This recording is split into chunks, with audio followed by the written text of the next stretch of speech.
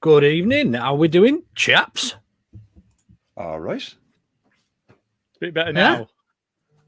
Now we've got the first win under the belt, or just now because it's Tuesday night. No, it is, bitch. But now that I've fixed my internet. Right. So basically, just because you fix your internet, I suppose. But I'm not too bad myself. In fairness, how's everybody? How's everybody feeling? There's a lot of colds knocking about. Anybody with kids will notice that everyone's got a bit of a cold at the minute. One of my kids is pretty poorly. She had a day off yesterday. I don't feel too bad in myself. Is anyone else feeling a bit lousy, bit groggy that time of year? Everyone's kids back at school and passing on germs. No, my knees hurt. That's it. Well, I don't want to ask how, but No, just Manny always hurts. But just got over COVID, so I'm all right, mate. Yeah. Oh, have you? Yeah, I seen a couple of people in the comments who said they got COVID. It seems to be doing the rounds again that time of year. But we're here, and we've got loads to talk about. Even though Carl already spoken about it, and I didn't get a chance to see the game, we have got absolutely. Don't say that shit, man. What? You fucking what? Shut up. You don't say that. Hi, this is Don Matteo, and you are listening to the Orta Know Better podcast. Let's do this.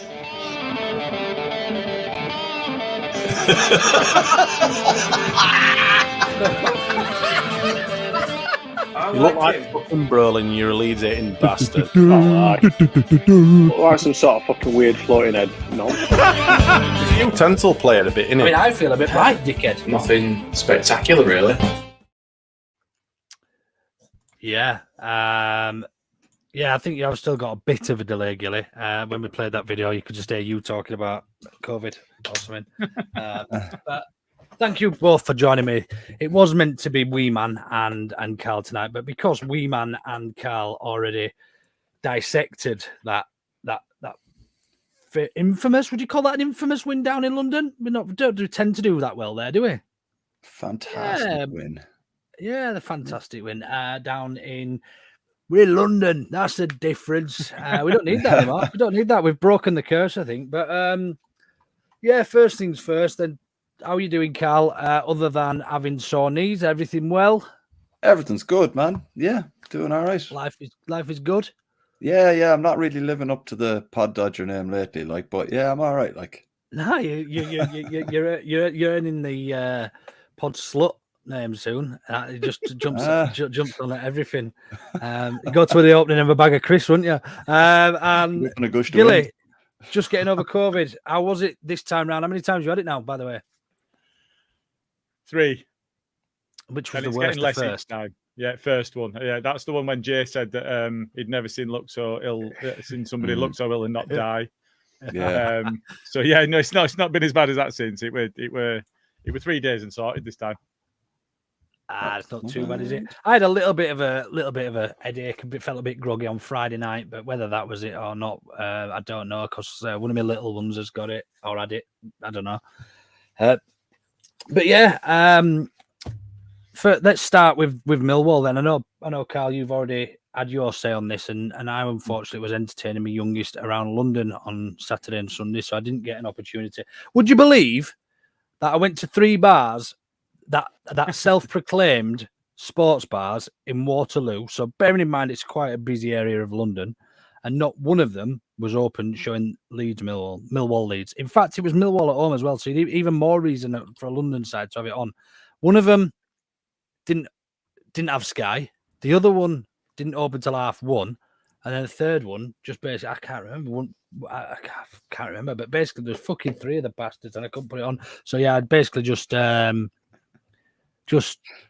strolled around with this strop on with my little one, dragging her everywhere, trying to find another pub, and she just got fed up, and I just thought, you know what, this isn't fair. Let's go do something you want to do. So we went and ate ice cream, I think, instead. At least she had a good time. She had a great time. I was fuming, especially when I saw the scores coming through, because I had notifications on my phone and that. But Gilly, you didn't go, did you? Know you watched it on Sky, because it was on Sky this week, so we didn't need to watch it. It was. I didn't have to listen to it on international radio as normal. No, I got to watch it on Sky. But what did you make of it? Was it as because the feedback I listened to a radio show in the car when I was driving back, and it is it Tony Cotti who does a bit for him or somebody like that? I can't remember. Somebody like that does I've forgotten who it is. Co-commentary. Yeah, he did a bit of a review afterwards, and he says it didn't feel like a 3-0. Now, I've only seen the highlights, but were we always in control of within the first sort of 10-15 minutes? Well, I was going to say, I was going to make mention of the first few minutes, because they did start strong. They had all the possession, but that lasted a very short period of time. And I think that once we'd weathered that, you could see that we were just a better side than they were. I think beyond that, they didn't offer much other than long ball trying to hit on the break. I don't know if you've seen the video that I've shared on Twitter, Twitter, whatever we're calling it these days, with that's recorded from within the Millwall fans, that shows Elland putting his head on the line, and then clearing it out, and then them diving on the edge of our box. But it was that sort of, they were trying to get the breakdown on the edge of our box, and then trying to pick off pot shots, and they were hitting long balls. They looked fairly threatening from set pieces. I would say that their corners and their free kicks, they were getting decent delivery on, and they've got some big lumps to put in there. But it were very much get it in the mixer and see what happens. It wasn't set up and staged in any way that you think they're going to cause us real threat. It would just get it into the big lump. I don't know how big that Cooper is that they've got back. They looked a giant when they were attacking. But I don't know. I think that it felt like a 4 or 5-0 win kind of thing, if you take aside that first few minutes. Yeah, no, and bear in mind the majority of that Millwall side were only finished 1 point off the playoffs last season, and they had a really, really good home record, if I remember rightly from memory. So it's not to be sniffed at, that. And is that then, Carl? I know you've probably had your say in terms of the game, but is that a statement now from Leeds? Is that we're here now? Now we've had a bit of time with Fark in the international break, and moving forward, he knows what team we've got now. August was horrible for us because we didn't know who was staying, who was going. We had injuries. We had, those doubts, and we effectively didn't know what team we were going to be starting the season with. Now we brought all the players in pretty much, other than one or two, which with Max Aarons and the lad who went to Southampton, the left back. But yeah, is that a statement of intent? Is that we're here now? Everyone needs to beware. I'd like to think that we're not getting that far ahead of ourselves in that sense, I think, because although it was a fantastic win. What? HMS pissed the league? We're going to smash it? I'm going to get to it. Hold on. I'm trying to resurrect the Titanic here. So basically, I would never kind of look at it and go, right, okay, that's, we're here. That's it. It'll take... we'll see how the next 2 games go. If the next 2 games go in a very positive way, either Hull are flying at the minute, and I think a draw at Hull wouldn't be a bad result, but I'd be always hoping for a win.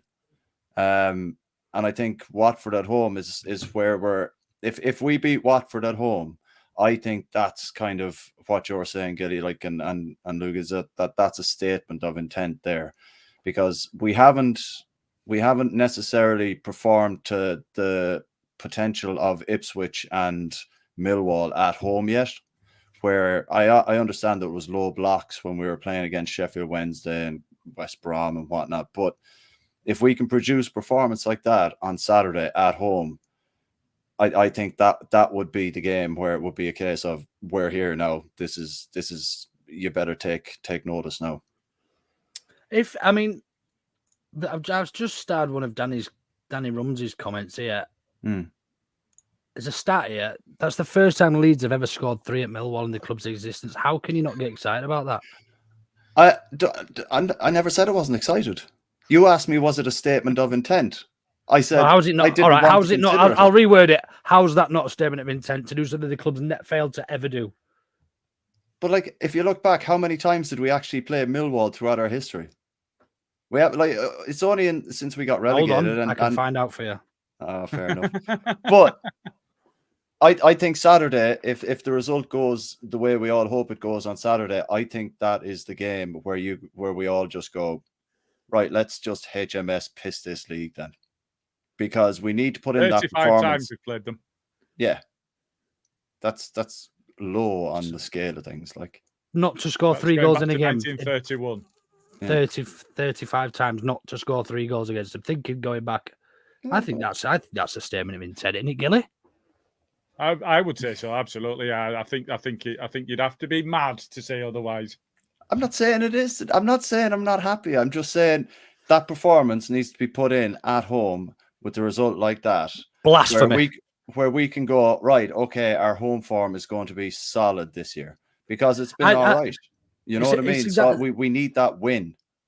Yeah, I think that's a really good point. I think that's a really, really good point. Gilly, do you feel the same? Do you think? And I know Smarty got absolutely lambasted for this on Twitter a few weeks ago, saying we actually play better away from home because teams, their fans aren't going to accept them sitting back and accepting and playing a low block against us. So teams do have to go for it a little bit more, which leaves them a little bit more exploited. And we take advantage of that because we have got better players and a better squad and a better manager. Do you think there's something in that we look how we struggle with Sheff Wednesday at home and they're shite. They have, they've lost every game bar playing us, which was a draw. And then you look at Ipswich results; they've won every game, I think, bar us. So, is there something in that? So, I definitely think that we've got players that can exploit space with pace when teams are coming at us, and I think that I thought what Smarty was saying we're all right. To be fair, he was saying that when sides come onto us, that's when we can do some damage. And the additional element that he got the shit for, I think, was. And we struggled against the low block, and I think that's same under Bielsa who said as well, which was true. But for me, it was yeah. So I think it is true. I think it's fair to say, and I think if you look at the players that we've got, and you look at some of the pace that we've got in the side, but also look at the ability we've got in transition. I know it's a very in vogue thing to say at the moment, but when we win the ball and the capability to get the ball into the forwards quickly and then get up the pitch, if you look at that goal that we referred to that was recorded from the Millwall fans, and the ball into the middle in Archie Gray, he's run with it 3 paces, he's played it in, it's been passed on. We held on to it a little bit too long, I think, before it went out to the left, but you're being hypercritical because we scored from it. But the way that they break up the pitch is really, really difficult for any sides to defend against, especially at their place where they can't just sit and defend. Wednesday were absolutely buzzing about getting a point against us because never in their wildest dreams did they think that was what they were going to achieve.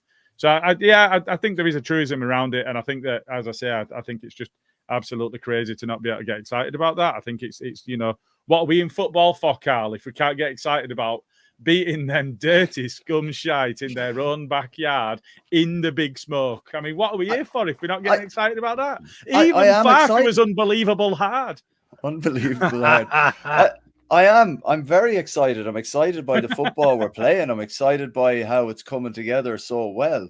I just want to see us put that kind of a performance in against a team at home to really go, right, okay, we can do it both home and away. Let's piss the league. That right, for Carl, me is the statement of intent. The other side to that is we did. Are you excited, Carl, or are you just excited? No, I'm not. We did beat a side from London 3-0 at home under Marsh. So really, that doesn't mean much, does it? No. Come on, did we really ever think that we were going anywhere under him? Come on. I did, especially when we played it. When we beat Chelsea 3-0, I really did. And played Arsenal off the field as well. Fuck it. That was only because Click came on and the players took over and started playing it wide. That had nothing to do with Marsh. I just have to apologise. I think I may have said lambasted instead of lambasted in the. I got it. It's only Jay that's picky enough to pick up on that. And I don't know what a lamblast is, and I don't really want to know, but I'm sure some of our international players at the club might have an idea. Yeah, I mean, for me, I think the scary thing, I mean, Dan James obviously came on and made a massive impact when he came on at the weekend. When, from the highlights that I've seen, the scary thing for me is how good are attacking? How good would we be if we had first of all a proper 10, and secondly, is Perot not a proper 10? This is controversial. Absolutely not. That's where Farkas sees him playing. He's the best 9 in the league. But that's not where Farkas wants to play him. No, it's not where he plays him. I think we've seen him there once for. He played there. He did arrive late twice, so it was all right. Yeah, and they've been working on that clearly, but he's not. Yeah. I mean, it was so intelligent to step over that ball for his first goal. Yeah. That first goal is just pure, and you swap him with Paddy Bamford there. Paddy Bamford tries hitting that with any of his feet, and it goes into the stand somewhere. Any of his feet? How many has he got? He's got 2. Unless you ask his wife, he may have 3. I don't know. But he literally, you just know Paddy Bamford is hitting that ball first time, even though he knows that pass isn't for him. He's just trying to hit it, isn't he? And that's the difference, I think, between Perot and. It's funny you say that, because as soon as you brought that up, what came to mind was Paddy's step over for Pablo to finish that goal against who was it against in the season we went up? Lovely little. I could blast that, but I'll step over it, and then Pablo just curled it round the corner. So maybe he mightn't have. We don't know. Oh, maybe. But I just think he's that desperate. For a goal, to win the fans over. I think it's a pot shot. There is that thing about if he's scored in the previous 3 games, then I think you see him doing that sort of thing. And I think he has been desperate to score because he's been desperate to make an impact because of his injuries, and because when he has played, he's not been scoring. I think there has been a bit of that desperation. But I think you see a different player in him, don't you, when he's coming off the back of a couple of goals. So I don't know. I think he starts. If he's fit, I think he starts with Perot. Do you really over Ruta? Yeah, I do, because I still don't think Ruta's a 9, and he doesn't want to play Perot at 9. He wants to play him at 10. So I think a fit and firing Bamford, I think probably starts. But that calls for a ball. But at the same time, you don't drop a side that even if Paddy's fit and available right now, you don't change that team. Yeah, that's no true. Chance you bring him on. Changes that team. Yeah. I'll throw a question at you, Sodas. Do you think with how Pirro's playing and how Rutter's starting to their little link-up play is starting to fruition and all that, do you think would that make Paddy even more desperate to try and score when he comes on, because he feels like he might have to try and break this up to get his place back? I think he's got a long way to go to prove himself, because he doesn't just have to prove his ability; he's got to prove his fitness as well. And I think that it'll be a long time coming, reintroducing him back to the team. And will we ever see him get back to that level of capability? So I think he'll have to do a lot in training to get anywhere near, really. But I think it's one of those where in Farka we trust, isn't it? He's gone, but equally it's a long old season. Yeah, we've seen that Ampadu's got a potential dead leg and therefore might not be available for the quick turnaround for the next game. It is a squad game, especially at this level when it's 44 games in the league plus cups plus whatever else. Absolutely, and that's actually the point I was trying to get at when I said it's quite frightening that when Dan James comes off the bench and looks an absolute nuisance, albeit his cross wasn't great and his shot wasn't great, but we managed to capitalise on him. So, but he was still a nuisance from what I understand. And then you've got Jadon Anthony on the other side now as well, who we didn't see much of, but almost has the credentials to be really effective and annoying on the other wing. But you've had Somerville and Nonto running at you for 65-70 minutes, and then you get those two full of energy coming on as a fullback. They must absolutely be shitting themselves. See, I'm excited about that. Yeah, absolutely. Well done. It's found his excitement. Well done, Carl. But just as an extension to that as well is, even if Ampadu's not available, actually we've got some midfielders in the squad that can come in. There's Kamara, there's Gruev, and Gray's been playing well as well. So even if he's not available, and don't get me wrong, I think him not being there does impact us because he's played really well already so far. But it is a squad game, and we are going to play some games without some players. So the fact that we've got those players to come in, that's a massive deal. And I think that acts back to a lot of what people have been saying on Twitter this week of still blowing their mind that we've got a better squad now than we came down with. Yeah, it's mental, isn't it? And I had a similar conversation that actually the Premier League isn't that great. It was around VAR. I think it started last night, but that fucking handball. Jesus, I know. Christ. Yeah, I mean, I don't want to get into the the nitty gritty of it, but I was having a conversation with somebody, and it was around the actual journey is better than actually being there. The actual getting to the Premier League is far more exciting than actually being there. You meant the reason you get to the Premier League is to see your side invest in a better squad and a better team and play better football.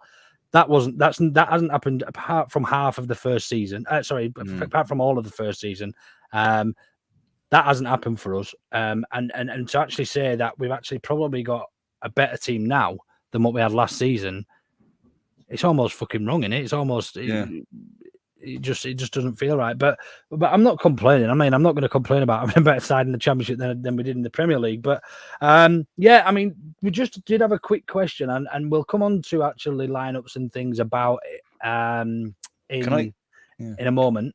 Go on, Can Carl. I throw something at you before you go on to that question? Sorry. Go on. I always had this thought that I'd love to stay in the Championship, right? If you won it, but you could qualify for Europe and just stay in, have the choice of getting promoted or going, staying in the Championship. You can. You've got to win a cup, Carl. No, I mean win the league, like win the Championship and get into like the conference. I know what you're league. saying. I'd be honest with you. It's the competition, isn't it? There's no Big Six. There's no. Yeah, it's the VAR. I completely get it, and the league it almost flips on its head year after year. You just never know who's going to be the better sides and the worst sides in that league. Even with the signings teams make. I mean, look at Southampton. The signings they've made and how shit they're doing. They're getting thumped by Sunderland 5-0. I think they conceded 4 at home again against somebody else earlier on.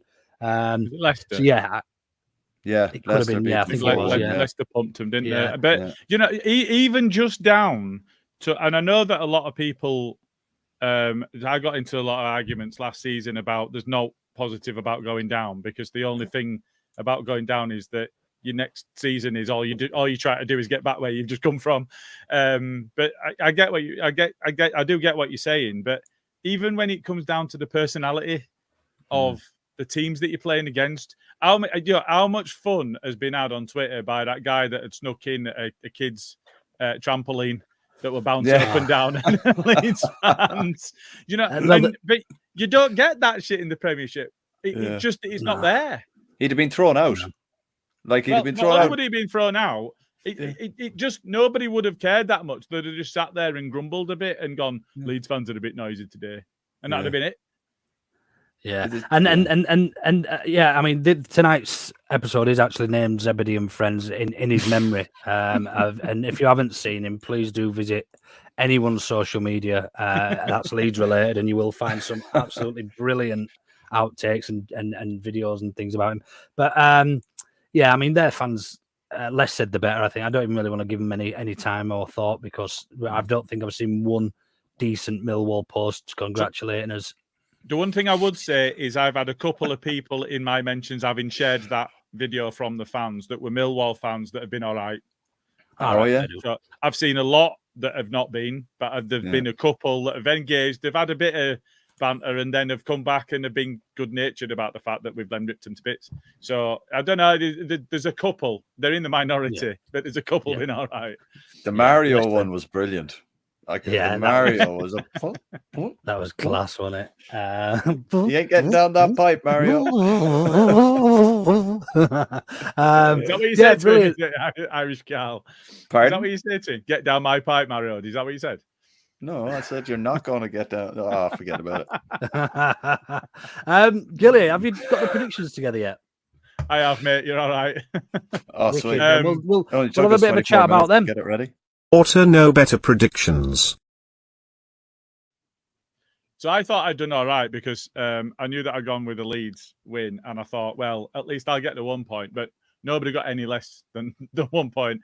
Everybody got something this week, so I've not really benefited by getting the 1. But I went 3-2.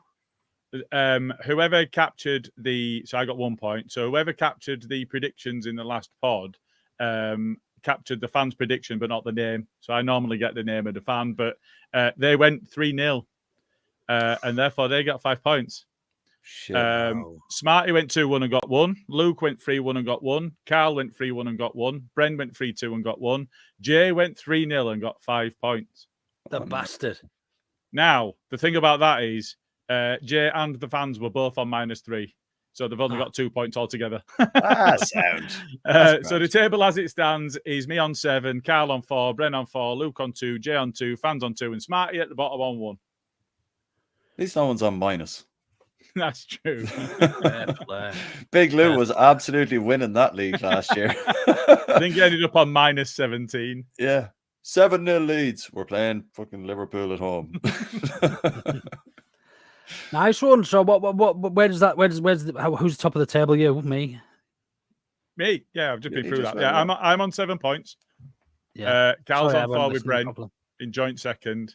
And then Luke, you're joint with Jay and the fans, and Smarty's last on 1. Ha! Ha! Man. I just wanted to really quickly send thoughts out to and just say stay safe to those Newcastle fans out in Italy at the moment, really quickly, because I know there's been some reports coming that I think a couple of them have been slashed up and set up on last night or maybe. So stay safe out there. It looked pretty nasty. I saw a picture of one earlier. I wasn't looking for it, but there he was sat being tended by some Italian paramedics. By the was that what that was? On his back? Yeah. Yes. Oh, right. Jesus. Yeah, that's it.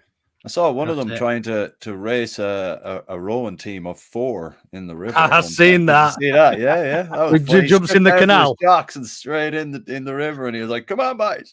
Oh, he wasn't running alongside. He was trying to swim. No, he dived in. Jumped in, yeah. A boat full of rowers. And literally in about 2 strokes, they're just looking at him and they've gone flying past him. Like, and he's struggling to get to the steps to get out, man. Honestly, yeah, he's struggling. Right,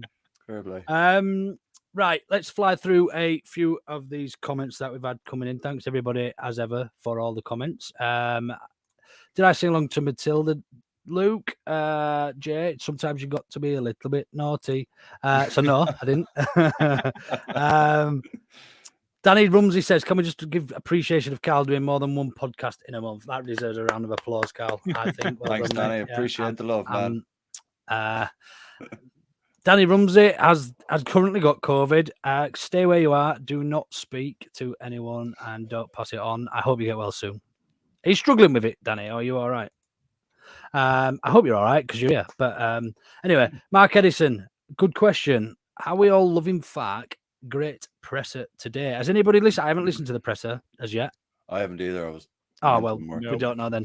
But in terms of Fark, I think we're obviously always going to want to draw similarities to Marcelo, regardless, because he was the best thing that's happened to this club in the last 20, 30 years potentially. So yeah, there's always going to be those comparisons. Do you see many? I've got some comments from Farker's presser, if you want me to read them out.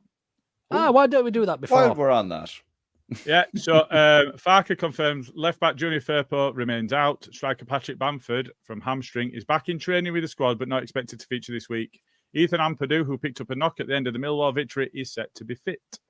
Few changes are expected for the whole game because Farker wants to keep the momentum going. The German said his side are playing with a bit more freedom and confidence.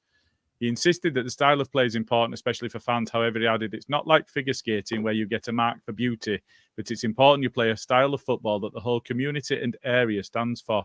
I mean, that's just Bielsa, isn't it? On leaving Jamie Shackleton out to allow Sam Byron to return at left back, the United boss said, it's the hardest part of my job to disappoint players. for me, it's about valuing players, not just if they play the 90 minutes. Farker's Just full on of that, players. just on that, quickly. Yeah, go on.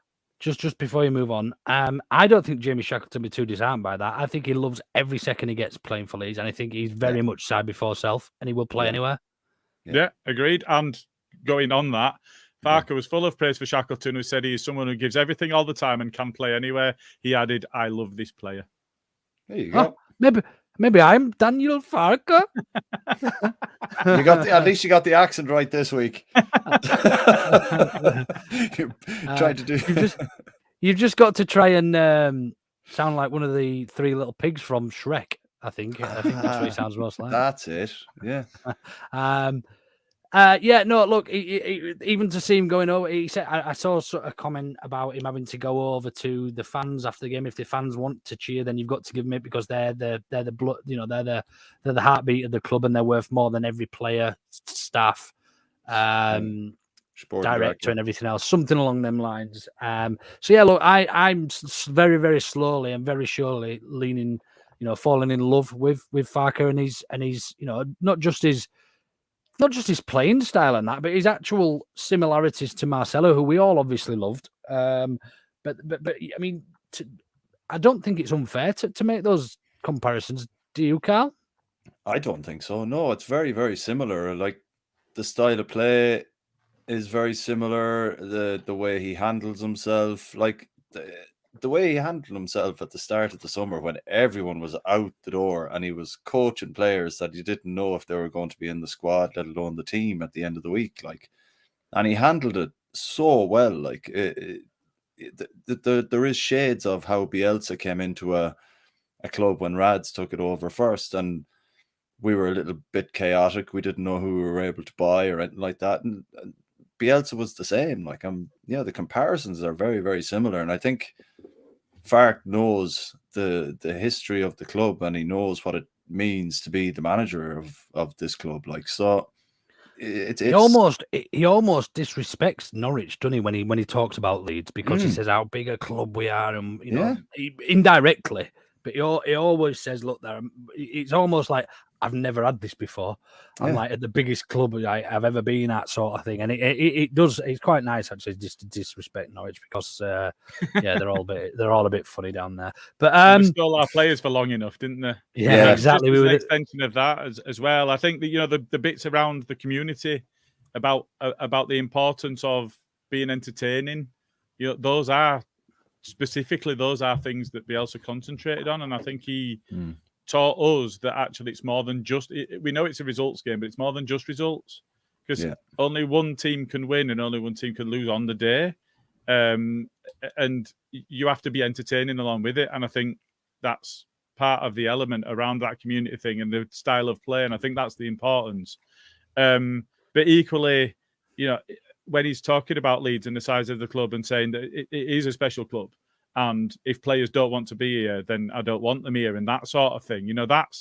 That's exactly what was needed. And so many managers that preceded him had played safe, and he wasn't having any of that. It was his way, and that's all it was to it. And that is it. In hindsight, because I had my reservations. I don't know if you remember when we were going through it, and I was saying, there were a couple of journos that had given a bit of a breakdown of him after his Premier League time, and I was a bit concerned here if that continued. All of my concerns have evaporated. He was, in hindsight, not only was he exactly what we needed, it's just a shame we didn't bring him in earlier. Gilly, I'm very much in the same boat as you. I like.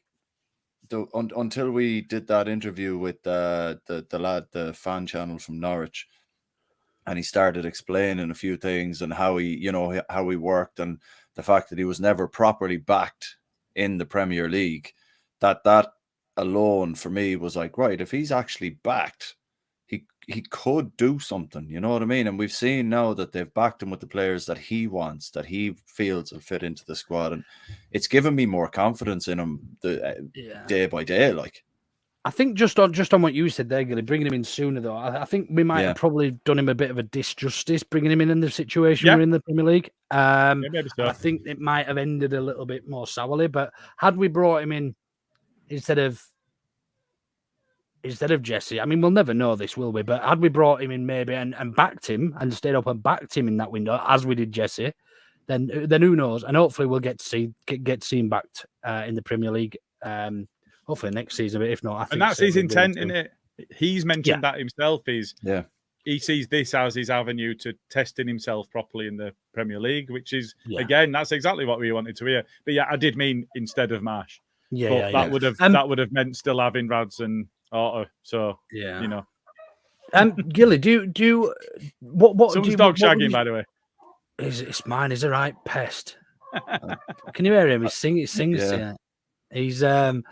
In terms of Farke, then, just before we move on from this great question from Mark, what are the main differences that you see in other than the playing style is slightly different, obviously. But what characteristics do you think Farke's got that maybe Marcelo didn't, or vice versa, that Bale's Marcelo had that Farke hasn't? That's a tough question. Is there anything obvious? I suppose you don't have to think about it. If there's nothing that immediately stands out, I think for me it's more how he engages with the fans, and he's very much. I mean, Marcelo spoke well about the fans and everything he said, and he met the fans at his flat and everything. But I think Farke's quite happy to do it in the limelight as well. You know what I mean? He going over to the fans and he did do that in the game, didn't he? And that sort of thing. He's almost like, and so we know Marcelo was very, very stubborn, where he's set in his ways and he would do things almost repetitively in the way that he conducted himself. I think Farke's a little bit more flexible, and you could probably have a little bit more, get a little bit closer to him, I suppose, as a fan base. I think personally, I think it's the same football and mentality and how you treat the fans as Marcelo, but his interaction is a different generation. So he's got the same mentality in relation to everything football that Marcelo had, but like he's just from a different generation where that's how he grew up as a fan. He'd love to have the kind of manager interacting perhaps with the fans the way that he does, and that's just, I think that would be a massive difference between the two of them. But so I think that's bollocks. What do you think? You don't think his football and mentality is the same? No, I think the generational piece that you're talking about, where where Bielsa would be the same generation as Steve Evans and Kevin Blackwell, and they were both twats. I don't know. I just think like Farke is he's still in his 40s, like, so. Is he? He's just He's a different Fuck generation. Me, he looks old. It looks like a Klingon from Star Trek. Jesus Christ! It absolutely killed you off. He does. He's a nice guy. Look, but he's a fucking ugly bastard. Yeah, but that's what I mean by he's a different generation in that kind of way of being with the fans to Marcelo. Like, you know what I mean? Like, there's no managers like Marcelo's age that would go over. I sort of get where you're coming from. There isn't a generational gap in terms of probably one generation between Marcelo's age but I don't think Gilly. I think where you've misunderstood is that he's not comparing Farke to everybody of that generation. It's just that as a step closer to modern day. I suppose that's probably why he's a little bit less stubborn, shall we say? But anyway, before we move on, is there anything, Gilly, for you that either way around? I mean, I think if you look at the professionalism around the place, I think it is, he's not there as a coach, and he's got a coaching team and a coaching setup that is his way, his team. He made it very clear with the 49ers that if he was being brought in, he was bringing his team with him. Now, maybe not quite as set out in the way that Bielsa was. But the fact that he knows that he's bringing people with him that he can trust. When Jesse rocked up, we had nothing. We had no one. And I mean, literally no one, because there was just Jesse there and he's got no idea what he was doing. So the fact that he's got people there that have got specific roles and he knows what he's asking for. They already know what he's asking of them. And the fact that he knows he can rely on them and he can get his ideas across to them pretty quickly, I think, when you look at the ability, and I know we've not had the one game against that probably, when we played against Stoke, I think they were the league favourites. So we hadn't had that. Millwall are nowhere near the league favourites, but we battered them. We played well against Ipswich, and they were quite fancied, even though they'd only just been promoted because they'd been playing really well. But I think even so, with the amount of squad change and how unsettled we were as a club, as a fan base, to pull all of that together and make us feel as positive as we do now is a really, really quick turnaround. And if you think of that Bielsa period, it felt like we had 4 weeks and then we were off and we were running straight away. That 4-week pre-season period and then straight into season and we were up and running. Well, given where the transfer window landed, Farke didn't even have that opportunity because he still didn't know. We're almost seeing that now. Start of the season. Yeah, exactly. So I think there's correlations there. Absolutely. And the other correlation is Joe pointed out this morning about Ampadu potentially being out. So I've coined the term Farke fatigue already. So we'll see. So Bielsa burnout, Farke fatigue. Yeah. Mugs will be available. Shelley Johnson, I think this is a good point. She feels Farke is a bit more pragmatic. Do we think that Farke is a little bit more? I mean, we obviously got to look at Marcelo was very stubborn with his substitutions and they were quite repetitive. Gilly's gone dark, but I don't know what's gone on there. Turn your lights back on, Gilly. Put 50 pence in me. But would we agree that Farke seems to be more pragmatic in that, he makes 5 substitutions pretty much every week? I think it makes a nice change. And that, it seems to be playing players in their preferred positions pretty much, I would say. But bar the striker that we bought. At some points, Marcelo didn't really have a choice, did he? Let's be real. But Dan James not playing as a striker, I mean, it's got to be beneficial to the squad, hasn't it? You know what I mean? So yeah, I think I would probably agree that from what we've seen, Shelley, certainly that there's been a little bit more pragmatism from Daniel. But when you're under pressure, that's when we'll really know when we're under a bit of pressure and things get tough as to whether or not. Anyway, let's get through a few more of these bloody questions, starred messages, because there's loads of them. Paul Brennan said, when the Lions lose their roar and their teeth fall out, as the Peacocks came in fast and low and took them out, took a bit of flack. I thought this was going to be a poem. Took a bit of flack, but we came out on top. Mission completed. Yeah, well said, Paul. Mission accomplished. Sorry, yeah. Lee Fryer agrees with me. I think they just need a creative player in January. HMS Pistol League is steaming into port. Even Jay's piping up. Get excited, Carl. Not a lot of the Leeds podcast. There's a few starred from him. So we're seeing the Farke ball coming through, and Rutter is enjoying his football. Confidence breeds confidence. Yeah, look, can't disagree with that. And then he goes on to mention the touch before Pirot's goal, which was sublime, I might add. Absolutely outside sublime. The foot, and then finish with the instep. Oh, perfect. Beautiful. Absolutely perfect. Yeah. Michael Brown's asked a question. Is it possible for Leeds to buy Rodon? We made the mistake of not trying to get Ben White early in the season. His valuation and reputation increase. I don't believe there's a buyout clause. Am I right in thinking? Or option or anything. So no, I think we're very much in the position where we're going to be improving Spurs player for them and probably putting loads of value onto him as well. But if it's improving our team, who are we to moan? I don't think we could have signed anybody else.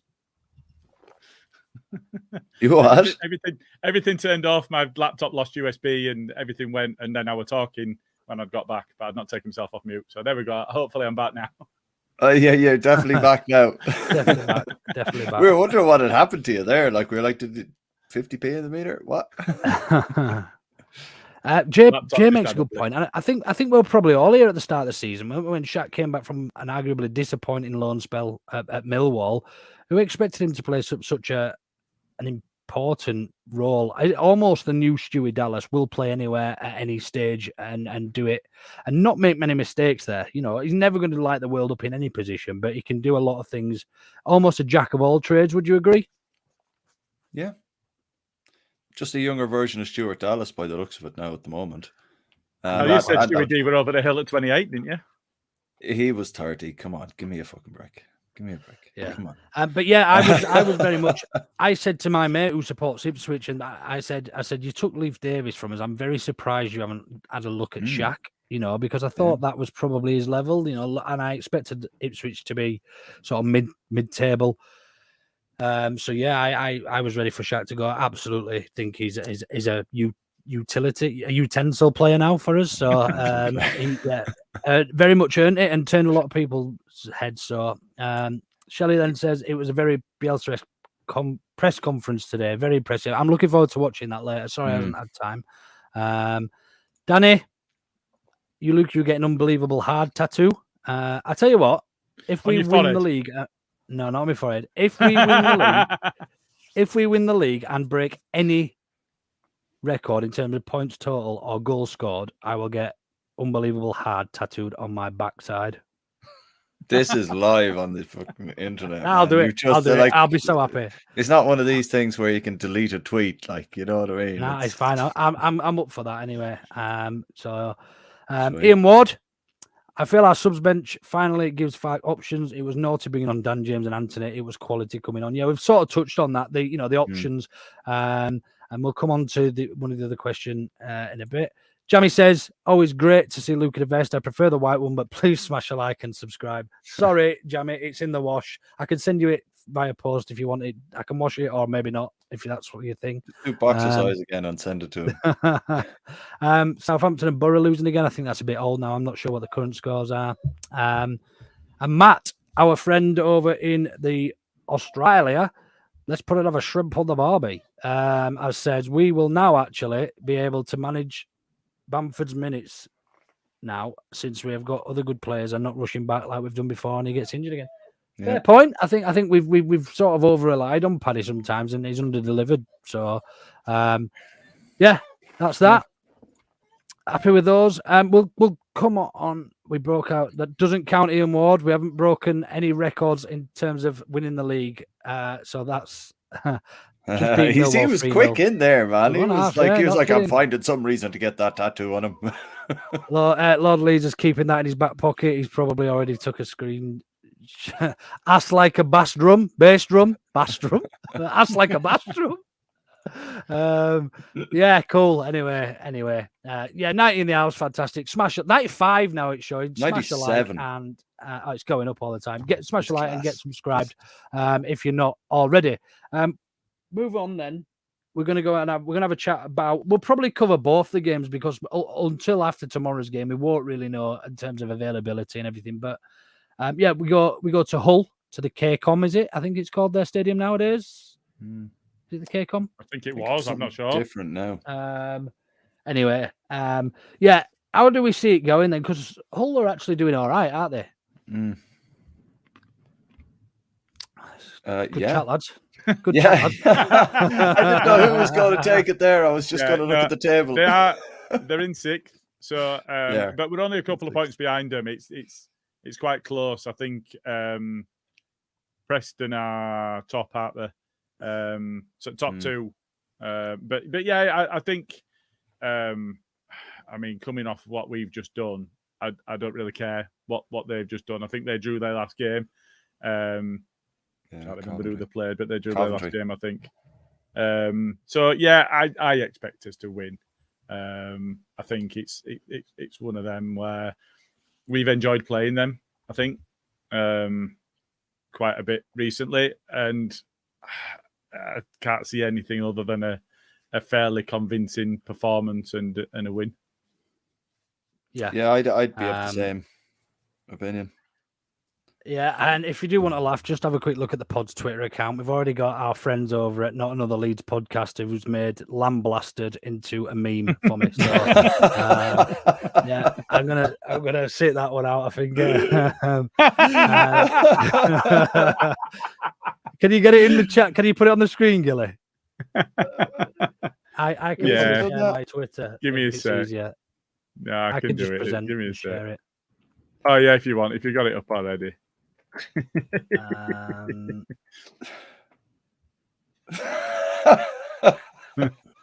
That's fucking class.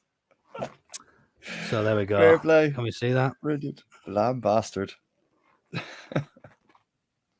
There we go. Oh God, that's brilliant. At least we're entertaining fans. I can see it in nothing else. I can see it at bottom. There we go. There you go. Lamblasted. So yeah, have a quick chuckle at the expense of me. Thanks. Not another Leeds podcast. You are now banned from the chat room. I'm just kidding, not really. It's all good fun. Right then, the big question, which was actually from Not Another Leeds podcast. Rumours Ampadu's taken a bit of a knock. I know Farks tried playing it down a little bit. From by all accounts, we didn't see a lot of Kamara and Gruev at the weekend. So is it as obvious as one of those coming straight in and replacing it if he has got a knock? But Farker did say something along the lines of, he's a Welsh boy, he's tough, so he might, He did. They'd reassess it tomorrow. But let's talk hypothetically. Let's say he's unavailable. Then is it just straightforward as a 1-for-1, or do we see somebody else coming in there? I think it's Gruev. I think Kamara's fancied a bit further forward. And the job that Ampadu does, I think it would be a Gruev to just switch in and do this. Attempt to do the same job. It's some big shoes to fill because he started really well. But I think if we're looking at a change and we're looking at somebody to perform a particular role, I think it'd be a like for Gruev personally. Carl, are you with the same spirit as Gilly in terms of Gruev rather than Kamara? Assuming Archie Gray still plays, because I think if Ampadu's fit, I thought this might have been one that Archie Gray got rested in midweek to try and keep him a little bit fresh. Still a young kid, and we can't expect him to play a full season of football. Well, we might be expecting him to play a full season of football, but this would have been one I would probably be looking at, one of the fixtures midweek, away from home, not too far away, maybe sitting him on the bench and giving him some respite. I think if Ampadu is fit, obviously it's the same centre mid pairing for me if he's fit. Like if he's not, Gilly, you're right in that he sees Kamara further forward. Like that's so I don't know if you give Ampadu a rest, do you give if Ampadu's out, do you give Gray a rest so that they can continue their partnership and see what maybe Kamara and Gruev. Sorry, thanks. Gruev are like in the center of the park together. It might be a good game to kind of look into something like that. I'm not saying that in a kind of I expect us to win comfortably, but it might be a good test for them to see what they're up to, because Hull are flying at the moment in regards to Everton. So maybe it might be a good test for the pair of them. You could even pair up Shaq maybe with one of them and put Kamara further forward or something like that. It's the type of game where you could probably get away with something like that because everyone seems to be singing off the same hymn sheet at the moment. Singing off the hymn sheet. I fixed it before I foobarred it. All right. I think personally think that given that Ampadu's had a knock, it means he won't have trained. And therefore, even if he's available, the fact that he had a knock and that's been accepted by the club and Farker, I personally think we might see Gray start alongside Gruev, and we might see Ampadu start and Gray be rested at the weekend. And I think the style of play and the style of player, I think Gruev is the closest to Ampadu that we've got, and Kamara's more a dynamic player in the mold of Gray. So I think that feels to me like that might be how that dynamic shifts and changes. If Ampadu comes back in the weekend, we might see Gray rested and Kamara come in. But with Gruev playing tomorrow night, I think trying to change both of them in the same game, and I get what you're saying, Carl, in that at least gives Ampadu and Gray that continuance. But I think if we end up getting beat or getting overrun in midfield and not being able to press our advantage with our attackers, I think we'll come under a bit of fire there, and you never really know. So for me, it's unsettling the side a little bit too much. Yeah. Shaq coming in, having played for us already, albeit not in the same position, but having played for us and, let's be fair, played pretty well, lessens that to a certain degree. But yeah, for me, I think given that Ampadu, my gut feeling says because Ampadu's not trained, I suspect Gruev will slot into his position, and we'll see Ampadu at the weekend play with Kamara. Yeah, that's a good assumption, man. To be fair, like, yeah, I could definitely go with that. I mean, we don't know. None of us fucking know anything. But at the same time, I'd be happy. I suppose that's another difference in the press conferences. With Bielsa, we know the team already. By now. Yeah. I think Jay made that point earlier, didn't he? Is the difference between them when you asked the question was we knew the team on Monday for the weekend when it would be Bielsa. Yeah, I think you're probably right, but I don't know. For me, I think Shaq would have been a decent shout. He's performed everywhere he's played. I think he's probably more suited to being out wide, though. Defensively, definitely not the right wing. With that in mind, Shelley makes a good point here. What about Shackleton for Ayling? I didn't see how Ayling played at the weekend, so I couldn't possibly comment. But he certainly has in the games I have watched, which is every single one other than that, looked arguably our weakest link. I don't think he did this weekend, but I would temper that with that's because Millwall was shit. And when we're dominating them and when we've got the possession, nobody's getting at us on the wings. So equally though, I think we do want the ball a lot, and because we want the ball a lot and we're looking to press our advantage, I think if we're not going up against flying wingers, I think he's probably one of our better options because he's better on the ball than most of the other fullbacks that we've got. Admittedly spent, but he's not available. So I think it wouldn't be such an issue. The other thing is if Ampadu's not available, and we've spoken about who wears the armband before, is you're looking a bit light if Ayling's not playing. And certainly in terms of leadership as well, he does bring that. I mean, we mentioned it before. I think it was even last week that giving the sexy pirate the armband is all good and well, but he's not in the ref's ear like Ayling and Cooper. They've got that experience. They've got those miles, and they know how to play the referee. Struijk is still very much relatively young, and certainly for a centre back and captain, he's very, very raw. So yeah, I agree. I think she just sort of backed up what she said there with to give Ayling's legs a rest. Oh yeah, and it's a fair comment. Quickly. Yeah. It is a fair comment. I think if we're forced into changes in the midfield, though, I think you try and keep your back four a bit more settled, don't you? So it depends on the context around that. If what Farke's saying is that Ampadu's available because he's been able to train, that's a bit different to Ampadu's available. He'll be on the bench and he could give us 10 minutes because he's not trained. So I don't know. I think it depends on what other changes we're forced into, I guess. It's a shame, really, because I think I think Ayling's downfall is that he is actually quite strong going forward. It's getting back where he has his issues. He's just lost a bit of pace and a bit of energy on it. Yeah, that's the thing. But he's when you look at him getting forward, he's quite the threat when he gets forward. There's times where he gets on the ball and he'll have that overlap and run and he'll have it there. But when it comes to the counter attack, then we're absolutely knackered. So one thing I would say that I've missed is because I've been kind of denigrating Hull. They drew with Coventry and it was a very late goal to get that draw. Beat Leicester though, didn't they? But they beat Leicester in game before at Leicester. Yeah, at Leicester, so, maybe I've overestimated. I was just going to say, have you shot your load too early there? In fairness to them, Leicester have only just started firing really in the last few weeks themselves. So, I mean, we lost to Birmingham. Was it Birmingham? Yeah. Penalty though. West Bromwich won it.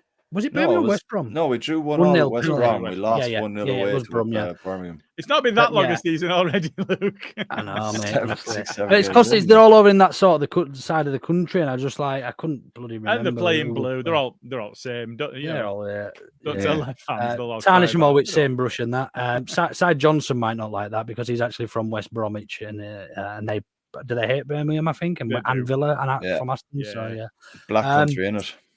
That's right. Yeah. But which do we think's the more important of these two games then, or the tougher going forward? Obviously, Hull are doing a little bit better than Watford. I think Watford are one place below us in the league, a point behind us, but Hull are above us. I mean, league places don't mean that much right now at this stage of the season. Unless somebody's won every game by 5-0, then they don't mean much. And look, we were in the Championship long enough to know it's not our first fucking rodeo. So Watford haven't had a great start, and although they're only a point behind us, they've only beaten. I mean, they hammered QPR first game of the season. The QPR are shit. QPR are really shit this year. Play them soon. We play them soon. So which would you prioritise then? If you were going to put a full strength side out and then rest a few players, you'd have to lean towards resting them for the home fixture, wouldn't you? At the weekend against Watford. Absolutely not. I'd go other way around because I think there's a lot more emphasis on winning at home. Yeah. If you get a draw away and you win at home, it's seen as a good week. But if you get beat at home, it's a different perspective on things, in my opinion. I think so. I completely agree, but I think the tougher challenge is Hull, and Hull will at Hull do very much come at us, and I think with the better players in that squad, we could probably win that game. I think going into Watford, I think we'll probably beat them anyway. I think we should be able to beat them anyway, even with a lesser or a weaker side, shall we say? Can I just point out this comment as well? Grown men doing tiger impersonations. Oh my God! All by the Tigers. It's one of the most cringe things that's ever been related to any football ever. Oh my God! That is it's honestly cringe, the worst, especially when the beaters. Do you remember when the beaters at Elland Road? Yeah, was it Elland Road? All of them doing it. It was, yeah. It was Elland Road, wasn't it? And all their fans were going, "You've been mauled by the Tigers." Yeah. Oh my God, man! Grown men. Yeah, not just I mean, it's almost as bad as the Agadoo that we do, but who cares? Just going back to your question, though, I think the other side to things is straight off the back of Watford is Southampton, and I think maybe if we're looking to carry a bit of impetus, you win Watford and carry that into Southampton, or you have a rest at Watford and take it into Southampton. Yeah. There's no rest. Ultimately, they have to be prepared. Yeah, that is a full week apart.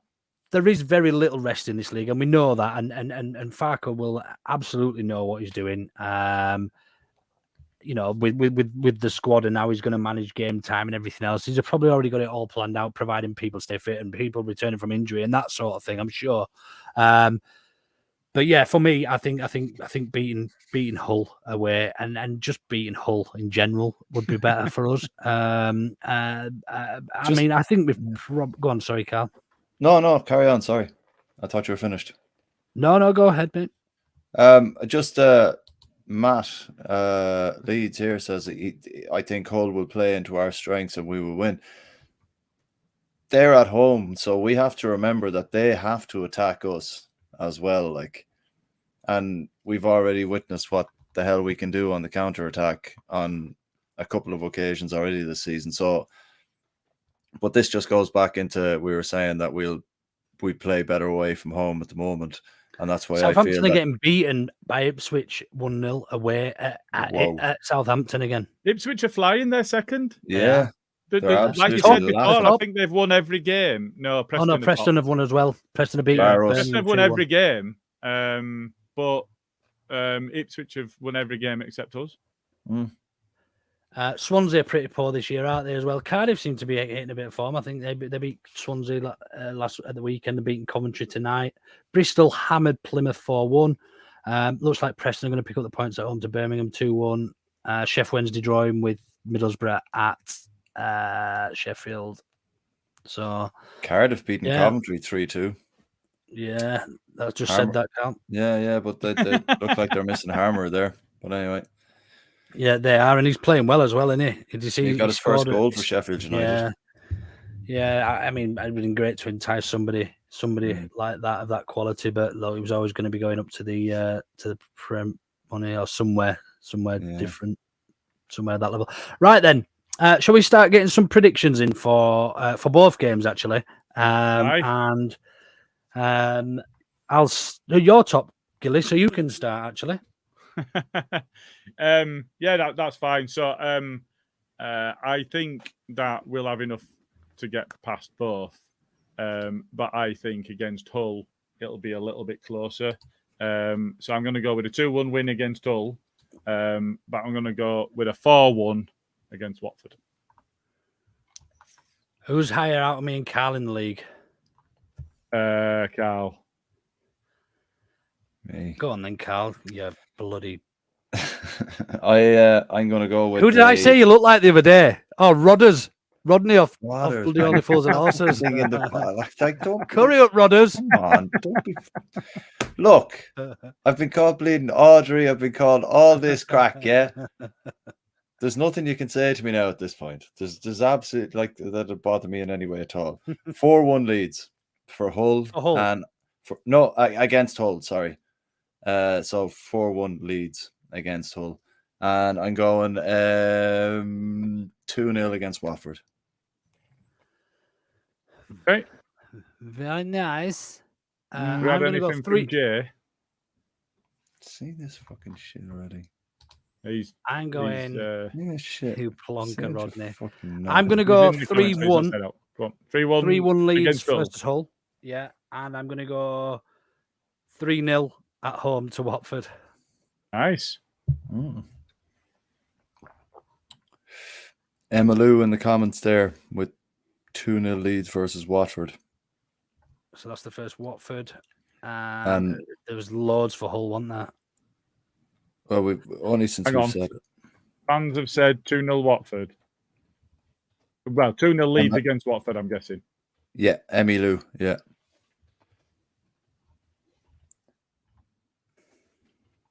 Do you want to do a duck race for the next one, Luke?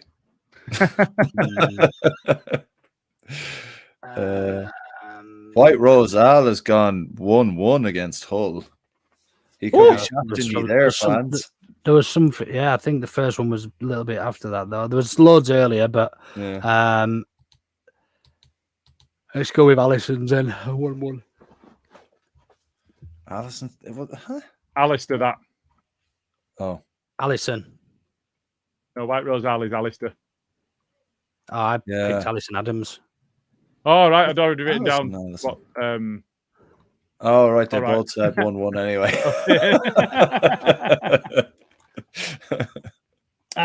Just had a comment about the Turkish flags, and they're actually Turkish owned, and it was quite nice actually. I don't know if anybody saw their vice chairman's tweet who quote tweeted the video that a few Leeds fans did, Gareth and a few of the others, in regards to the chanting, and ultimately he was very supportive, saying, look, we've had many good times with Leeds United or something like that, and we hope there are many to come.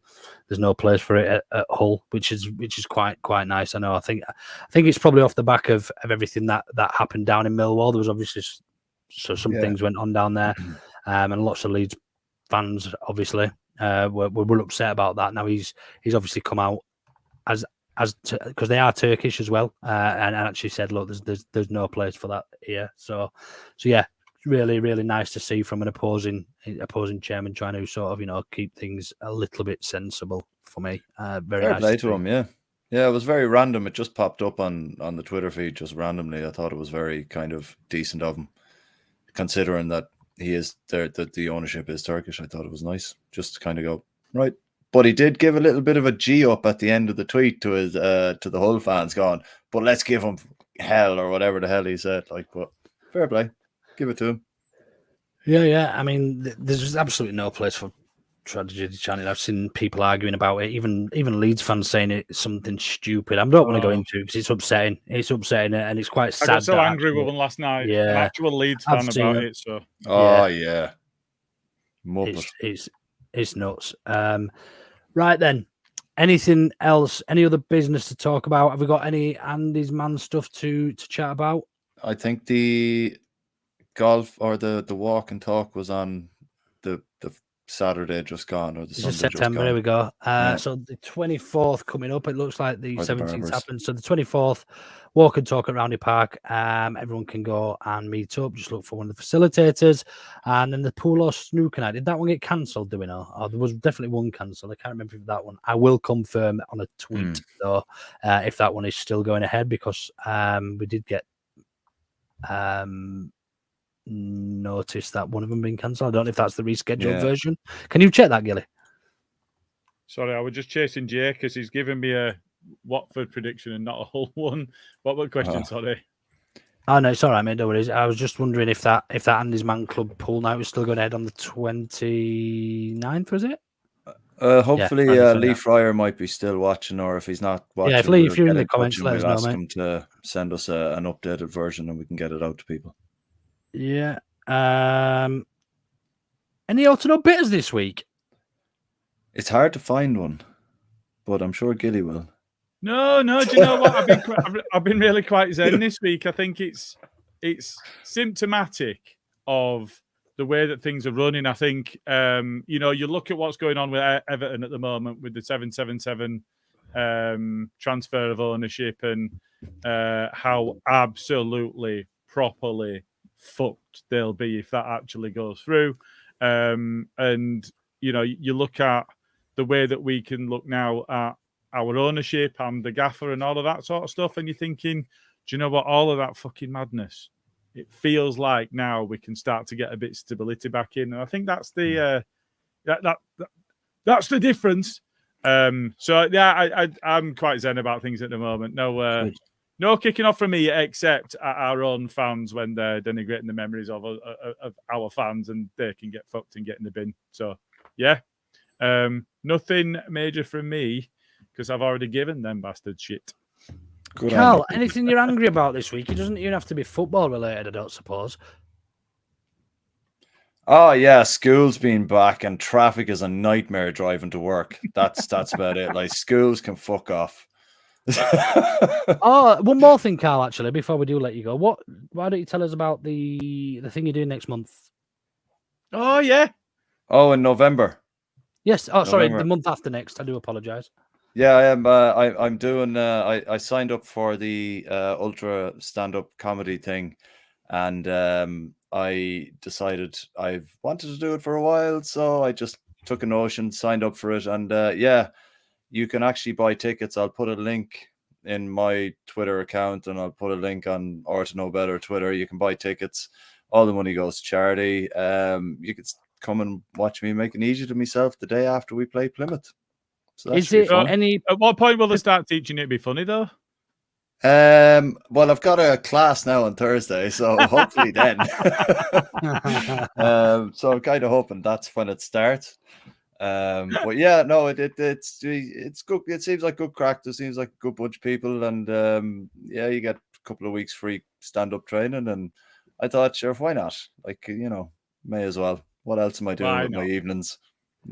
What's is it for a specific charity, Carl, or is it a whole host of charities? Well, you can pick your own individual charity. I'm doing it for the Heart Foundation because, well, personal reasons, and I can't do it for the one back home, so I'm doing it for the one over here. And I've got a link to it on my Twitter page and my Instagram at Casco28 on Instagram. If you want to just go over and give it a click, and anything as little as you can afford is absolutely fine. Anything at all, just be nice to get some support. And where can people buy tickets? Just contact the podcast. Will you be able to get? I'll put a link out. We get a link now on Thursday night when we turn up for the first week's training, and I'll put a link out then after I come out, and hopefully you can all come and just point and laugh at me. That'll be fun. Okay, seeing as though we're doing charities, friend of the pod, Emmy has asked that I share this news. She's doing a fundraising walk, memory walk in Leeds, actually, this Saturday, in memory of the Alzheimer's Society, something close to her heart. So yeah, nice. very, very. If you want to donate, we'll share a link for that as well somewhere. And yeah, you can pop a few quid in for Carl and for Emmy, hopefully. Anything else we need to say? Yeah, we've just signed up for one, haven't we? Oh, of course we have. Are we allowed to mention that yet? Oh, I don't know. That's why I didn't. I'm not sure. Yeah. But, all right. If not, then we've got something coming up. Yeah. Yeah, exactly. Yeah, don't be doing a smarty for fuck's sake and telling the world. We only took the piss out about that in the pod right, earlier on as well. I got the job. It's fine. I've started now. It's okay. You can tell anybody. Great stuff, Carl. Yeah, if you just want to share the link do it on the pod email, pod Twitter, and then people can find it there if they want to sponsor. If you can, if you could just share it even. It all helps. You know what I mean? Not everybody can afford. We appreciate times are hard at the moment, so we're not going to be sitting here and we're not children in need or anything like that. We just want to try and help people, I suppose. Right then, would anybody like to have the closing thoughts for this week? Has anyone got a quick statement that they'd like to say which sums the week up? I've got a short one. Go on then. Hey! So that's what she said. I'm excited about the season ahead, lads, and let's just all really enjoy it.